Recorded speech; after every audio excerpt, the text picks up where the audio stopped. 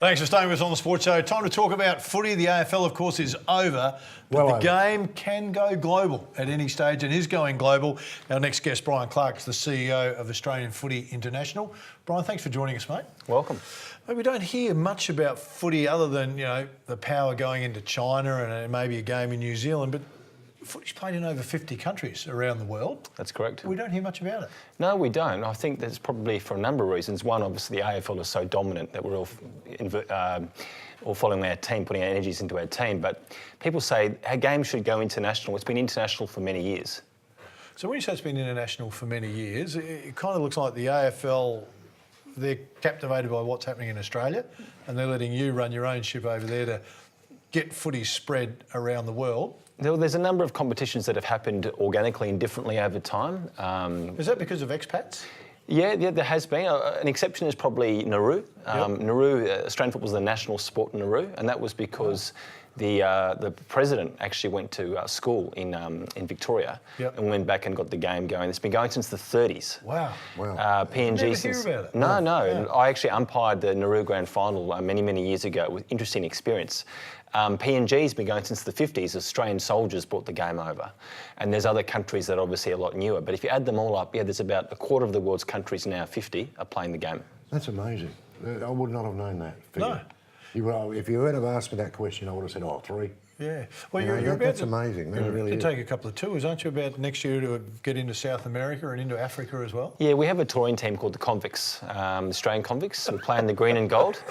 And it's open to anybody involved in footy in Australia, whether you're a player or a coach or an umpire. And we go over and we do a number of things. We play against local clubs to help them grow the game. And also we conduct, which is probably the best part of the tour, we conduct coaching clinics for the local kids, which is a great experience. You never would have thought when you took up footy that you'd be in Africa teaching African kids how to play the game. Africa. You're going to play games in Africa, not against Africa. No, we're going to play against a South African team, a number of South African teams. And the game is growing. So South Africa has been going since '97, but now we're seeing the game start off in Angola, in Botswana, in Kenya. It's really expanding. So I'm sitting here and I'm a board member for one of the AFL clubs, and I'm listening to this interview, I'm going, I need to talk to this guy and find out where footy is the biggest at the moment so we can get there. Port Adelaide have taken China, so we don't want to treat it. Where would you say the next place to go would be? If it was me, it would be the USA. Yep. You look at Mason Cox playing very well. We're actually going to be launching a new program called USA Footy in the States next year.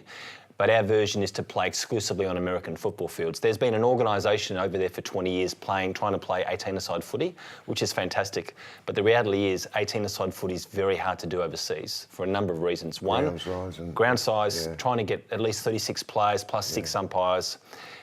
So by playing exclusively on American football fields and getting rid of the point posts, it means all we have to do is rock up with a ball and we can play a game of Aussie rules. There's an American guy playing for South Adelaide this year, Alex Riccio, who we spoke to earlier in the year. He's actually, I couldn't believe it, he phoned me this morning. He's in Darwin.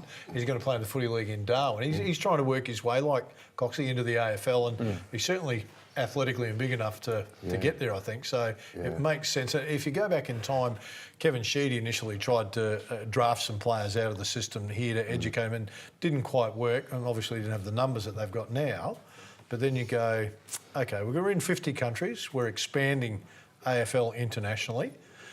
The Olympic Games. Could you see Aussie rules footy in the Olympic Games? Absolutely. Part of our long-term strategy is 2020 to 2040. So we've got to be realistic. It's not going to happen in 4 years. But by 2040, we'd like to see footy in the Olympic Games. Now, it's not going to happen in the 18-a-side version, unfortunately. But if you look at all the other football codes, league, union, soccer, American football, they can play in any major stadium in the world. So we had Rugby Sevens debut in the 2016 Rio Games. If you had said that 10 years ago, people would have laughed at you. But in 2020 in Tokyo, we've got indoor climbing as an Olympic sport. Esports is on the rise. At the 2018 Asian Games, esports was a demonstration sport, watching people play on the Xbox. So the sports world is changing. We believe a 9-a-side version of our game, which might upset the purists, but let's face it, it's hard to find that space. But a 9-a-side version of our game that features the great things about our game, you know, the long kicking, the high marking, the tackles. Still exciting. The AFLX is a 9-a-side. Is that not a 9-a-side? 7. Is that 7, is it? Yep, played on the soccer grounds. Yeah, played on the soccer grounds. When you go to Africa, Yep. a place like Africa, do you have the ability to recruit? Like say, oh, look at this bloke run. You know, he can really go. He's got all the. Would you go to that guy and say, listen, mate, I think you should pop your head down to Australia and have a crack down there? I mean, do you see anybody out there that... Absolutely, that's what we want to be able to do, but we want to be able to manage expectations. We don't want to say to them, you can play in the AFL. That's a bridge too far. Yeah, sure. There's plenty of country clubs around Australia that would love to take an African athlete, and even that experience is life-changing for the Africans. We just don't want to grow the game. We want to empower people and communities in Africa as well. We want to make a difference to their lives, and footy is a great way to do that, as we know. And the talent that I've personally seen in Africa, like some of it is just, you just freak out. We had one little kid that took up the game. He'd been going for 10 minutes. He was doing these beautiful little stab passes and doing all these spins. He'd been playing for 10 minutes and we were all looking at each other going, what the hell? And there's many of them. They've got no bad habits, so they don't have to break the bad habits. It's easy quick. to accelerate the learning. But I'm interested in your journey, mate, to get into the AFL International. What drew you to take the game internationally? Well, I grew up in Darwin and did my law degree and was going to be a lawyer. And then the Arafura Games were put on by the territory government every 2 years. Yeah, they're back on again. And they're back on again, which is great. But in '95 was the first ever international Australian football tournament as part of the Arafura Games. Okay.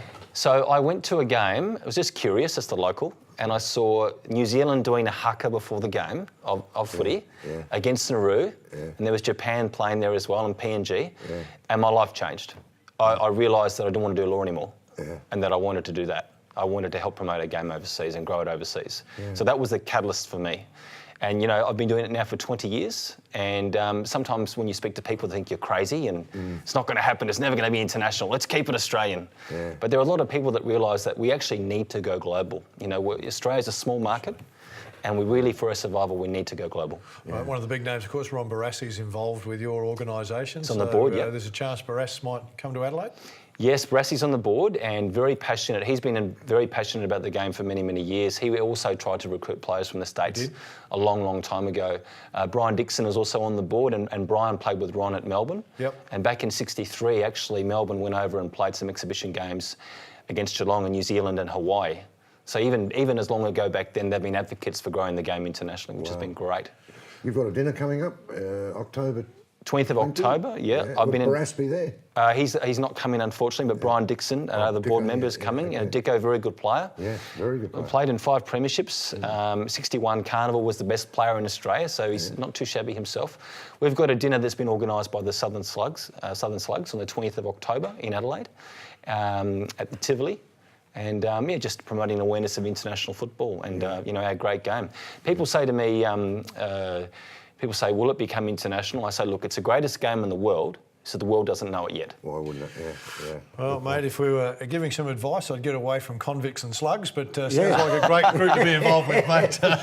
Brian Clarke, our special guest, CEO of Australian Footy International. 20th of October, big show at the Tivoli. You need to get down and support that. It is fantastic. Thanks for coming in, mate. Thank you. Really appreciate it. Stay with us. Still a little bit more to come.